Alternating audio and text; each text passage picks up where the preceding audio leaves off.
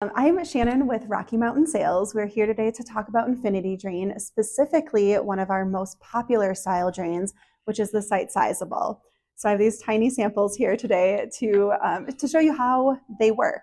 So most people order the Site Sizable just off of the convenience of it. So the whole appeal to the Site Sizable drain is that it can be, as the name suggests, sized on site. So if you order a 48-inch drain and you need, let's say, 42 inches to go wall to wall, you can actually cut some of these sections down to create a 42-inch drain from a 48-inch kit. So this basically works as, call it kind of a Lego set. So when you open up the box, you will have multiple different sections, components, I should say, in the box. So these all separate to create the different components of the drain. So this is your drain body, the clamping body. So that would have already been set into the mortar, your waterproofing, all of that. I should note that this drain can be used with traditional waterproofing, so like a PVC vinyl liner. So this would have already been set. So you have your drain body here that just screws into there. You can just adjust it to the height.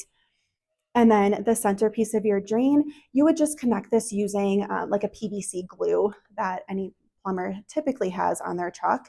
So you would just connect these two together with that glue. These are the components that you would actually be cutting down, so the side channels. So again, if we order a 48-inch drain and we need it cut down to 42, just cut down the correct length on each side. And then these just slip in to the side there. Again, you would use your PVC glue to attach these. Okay, there we go. So once it's all together, then we have our end channels that we would put on as well too. So again, these just clip on to the side. We'll just put that off to the side. So once you have your drain, again, it would be all connected onto your drain body, glued together in an actual application. Then the final pieces are your channel trims, because obviously we don't want to see this ugly PVC that's in here. So put the channel trims on there. And then the final piece, again, this would of course all be tiled up, grouted, all of that. Your grout would cover just the end pieces there. And then the final component would be the actual grate itself, which is what we call our wedge wire grate. But when it's all put together, this beautiful top is all that you would see in the shower.